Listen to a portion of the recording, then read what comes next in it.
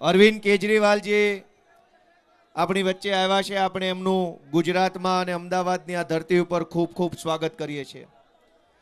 દોસ્તો, હું એ વાત કરી રહ્યો હતો કે આજ ગુજરાતમાં સામાન્ય માણસની વાત સાંભળે એવું કોઈ છે નહીં। ગામડાથી લઈ અને ગાંધીનગર સુધી અનેક પ્રકારની સમસ્યાઓની સામે માણસ લડાઈ લડી રહ્યો છે, પણ આપણી વાત કોણ સાંભળે? આપણી પીડાને હોકારો કોણ આપે? તો જવાબ આવે છે કે કોઈ સાંભળવા વાળું નથી। મિત્રો, સામાન્યમાં સામાન્ય બાબત માટે સરકારી કચેરીઓના ધક્કા ખાઈને નાનો માણસ થાકી ગયો છે, પણ નાના માણસની વેદના કોઈ સાંભળતું નથી। સરકાર હમણાં સ્માર્ટ મીટર લઈ આવવાની વાત કરે છે, પણ જરાક જો સ્માર્ટ પોલીસ સ્ટેશન, સ્માર્ટ મામલતદાર ઓફિસ, સ્માર્ટ તાલુકા પંચાયત, સ્માર્ટ જિલ્લા પંચાયત, સ્માર્ટ 2-5 ધારાસભ્ય બનાવે તો જનતાનું ઘણું કલ્યાણ થાય એમ છે। પણ એવું કામ નહીં કરે કે જેનાથી જનતાને ફાયદો થાય, જનતાને વધુને વધુ તકલીફ પડે। એવા પ્રકારનું કામ આજે ગુજરાતમાં થઈ રહ્યું છે, ત્યારે સામાન્ય માણસને આજ આમ આદમી પાર્ટીની જરૂર છે। આ આમ આદમી પાર્ટી કોનાથી બનેલી છે? તો કે ગુજરાતના સામાન્ય પરિવારમાં, નાના ઘરમાં, ગરીબ પરિવારમાં જન્મેલા સામાન્ય લોકોથી બનેલી આમ આદમી પાર્ટી છે। કોઈ મોટા મોટા કદાવર નેતાના પરિવારના સંતાનો આમાં નથી, પણ સંઘર્ષ કરીને, મહેનત કરીને, ખૂબ ભોગ આપીને, યોગદાન આપીને પોતાની રાજનીતિમાં જગ્યા બનાવી હોય એવા ઈશુદાનભાઈ ગઢવી જેવા, ચૈતરભાઈ વસાવા જેવા, પ્રવીણભાઈ રામ, રાજુભાઈ કરપડા જેવા આગેવાનો આ પાર્ટીનું નેતૃત્વ કરી રહ્યા છે। એક તરફ શક્તિશાળી માણસો છે કે જેમની પાસે ખૂબ પૈસા, ખૂબ તાકાત, ખૂબ સત્તા છે। એક બાજુ અમારી જેવા તમારા સંતાનો છે કે જેની પાસે પૈસા નથી, મોટું ટોળું નથી, પણ એની અંદર હિંમત છે અને ઈમાનદારીથી લડવા માટેની દાનત છે। એવા નેતાઓ આ મંચ ઉપર બેઠા છે। મિત્રો, આપણે સૌએ નક્કી કરવાનું છે કે આ ગુજરાતની અંદર આવનારા દિવસોમાં રાજનીતિમાં કેવો બદલાવ આવશે। આપણે જોઈએ તો આપણને ખ્યાલ આવે કે ચારો તરફ તાનાશાહી। ફેસબુકમાં એક પોસ્ટ લખો તો તમને પકડી જાય, તમે સભા કરો તો પકડી જાય। આની પહેલા સુરેન્દ્રનગરની અંદર જ્યારે સભા હતી અરવિંદ કેજરીવાલ સાહેબની, ત્યારે અમરેલીના એક ગામમાંથી કેટલાક લોકો એ સભામાં આવ્યા હતા અને સભામાંથી પાછા ઘરે ગયા તો ગામના સરપંચે એને ધમકી મારી કે તું કેજરીવાલની સભામાં કેમ ગયો તો તારું મકાન તોડાવી નાખું, આ તોડાવી નાખું, તે તોડાવી નાખું।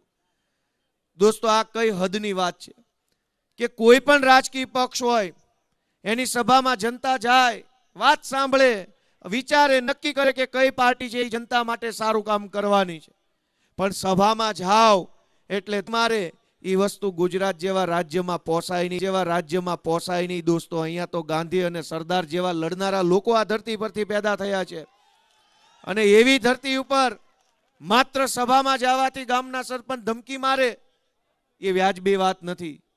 દોસ્તો, આપણે બધાએ વિચારવાનું છે કે 30 વર્ષ થઈ ગયા ભાજપના બટન દબાવતા 30 શાળાની હાલત જુઓ, દવાખાનાની હાલત જુઓ, રોડ રસ્તાની હાલત જુઓ। સરકાર ધારે તો બધુંય કરી શકે એમ છે।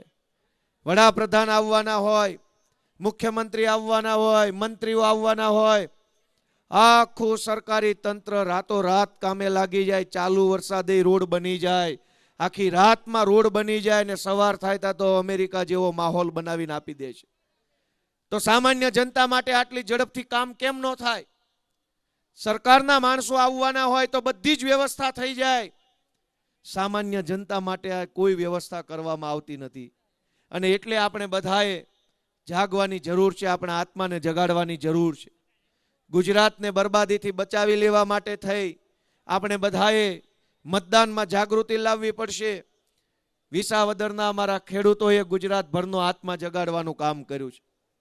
વિસાવદરની ચૂંટણીમાં ગુજરાતના મુખ્યમંત્રી, ભાજપના પ્રદેશ પ્રમુખ, ગૃહમંત્રી, કૃષિ મંત્રી, પાણી પુરવઠા મંત્રી, વન મંત્રી, બીજા 1 ડઝન જેટલા ધારાસભ્યો, સાંસદ સભ્યો, બુટલેગરો, માફિયાઓ, ગુંડાઓ, પોલીસ તંત્ર સહકારી તંત્ર, સરકારી તંત્ર, વહીવટી તંત્ર બધા જ લોકો આખા વિસાવદરની અંદર ચૂંટણી પ્રચારમાં કામે લાગ્યા હતા. પણ એક સામાન્ય માણસે મનથી સંકલ્પ કર્યો કે આ બધાને એની ઠેકાણે પાડી દઈશ, આ બધાને એમની હેસિયત દેખાડી દઈશ. અને જુઓ કે સામાન્ય માણસની તાકાત કેવડી હોય છે કે સામાન્ય માણસ એને ઝાડુનું બટન દબાવ્યું અને ગોપાલ ઇટાલિયાને આખી સરકારની સામે ધારાસભ્ય બનાવવાનું કામ કર્યું. દોસ્તો, આજ આખા ગુજરાતની અંદર વિસાવદર વિધાનસભાની ચૂંટણીની જીતની ચર્ચાઓ હજુય થઈ રહી છે. 4-6 મહિના થવા આવ્યા. 4-6 મહિના પછી પણ હજુ ચર્ચા એ વાતની થઈ રહી છે. શું કામ? ગોપાલભાઈ ધારાસભ્ય બની ગયા એ વાતની ચર્ચા નથી. પણ ઇતિહાસ સાક્ષી છે કે જ્યારે કદાવર માણસોની વચ્ચે લડાઈ થાય અને એમાં સામાન્ય માણસ કદાવર માણસોની સામે જીતી જાય તો સદીઓ સુધી દેશ એને યાદ રાખતો હોય છે. એનો દાખલો રામાયણમાં છે. રાવણ શક્તિશાળી માણસ હતો. એની પાસે સેના, મહેલો, પૈસા બધું જ હતું. અને ભગવાનની પાસે માત્ર સામાન્ય વાનર સેના હતી. એની પાસે શસ્ત્રો નહીં, કઈ દારૂગોળા નહીં, રથ નહીં, કાંઈ નહીં. સામાન્ય માણસોથી સામાન્ય વાનર સેના લઈ અને કદાવર રાવણની સામે ભગવાનનું યુદ્ધ થયું અને સામાન્ય વાનર સેના જીતીને એ વાતની ઉજવણી સદીઓ પછી આજે આ ભારત દેશમાં થઈ રહી છે. જ્યારે જ્યારે લડાઈ કદાવર માણસો અને સામાન્ય માણસોની વચ્ચે થાય ત્યારે ત્યારે આ દેશમાં સામાન્ય માણસની જીત થાય છે અને જીત સદીઓ સુધી આ દેશ ઉજવતો રહે છે. મિત્રો, મને પૂરો વિશ્વાસ છે કે આજ ગુજરાતની સત્તામાં બેઠેલા ભાજપના લોકો ભાન ભૂલ્યા છે. સત્તાના મદમાં આવ્યા છે એટલે સભાઓ નહીં થવા દેવાની, લોકોને સભામાં નહીં જવા દેવાના, લોકોને ડરાવવાના, ધમકાવવાના બધા જ ષડયંત્રો થઈ રહ્યા છે.